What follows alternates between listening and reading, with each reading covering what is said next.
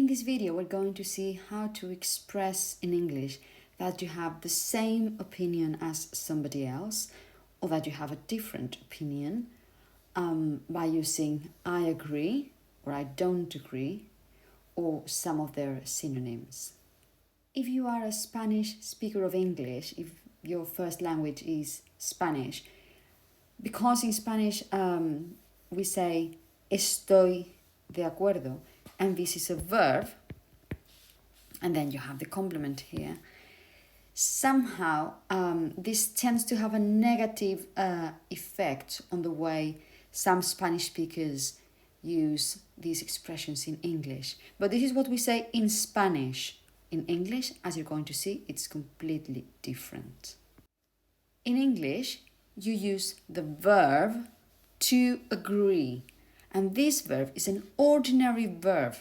That means we use agree exactly in the same way as you use any other verb. I live, I work, I like, I think. If you say it in the negative, I don't live, I don't work, I don't think. This is why, because agree is a perfectly normal, ordinary verb. There is no way, no reason for you to say this. Why would you use a verb to be here? This is really scary. No, there is no reason for you to use this because, as I said before, agree is a perfectly ordinary verb. So if you're using the present, you simply say, I agree. You could say, I agree with you. That's perfectly okay. Or I agree with that. Perfectly okay. I agree with what you said. Brilliant. But why would you say I am and then the verb agree? There's no reason for it. The same goes if you want to express this in the negative, if you have a different opinion. Again, because agree is a normal, ordinary verb, just like any other verb. When you use this in the present simple negative, you say I don't live, I don't work, I don't like. This is why there is no reason at all to use this, and instead, this is what you need to use. I don't agree with you. I don't agree with that. It's very nice. And if you say this, again, there is no reason.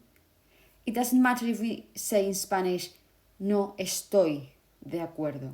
The only verb we use in Spanish is estoy, and then you have a complement. But in English, you use it in a completely different way.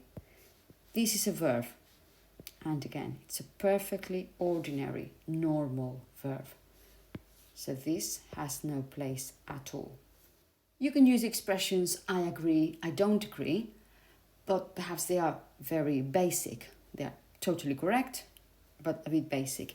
If you want to widen the range of your language and to show that you agree with somebody, you could say, I agree with you, or you're right, absolutely, exactly, oh, quite, oh yes, indeed, oh yes, I know what you mean, I couldn't agree more, or you have a point.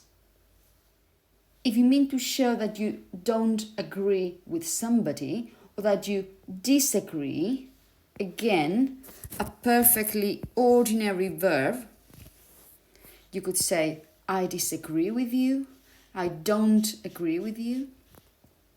I'm sorry, I don't see it that way. You would say, I see your point, but, or I beg to differ. And remember, the stress falls on this syllable here. I beg to differ. So, hopefully, now you will be able to use I agree and I disagree or I don't agree correctly.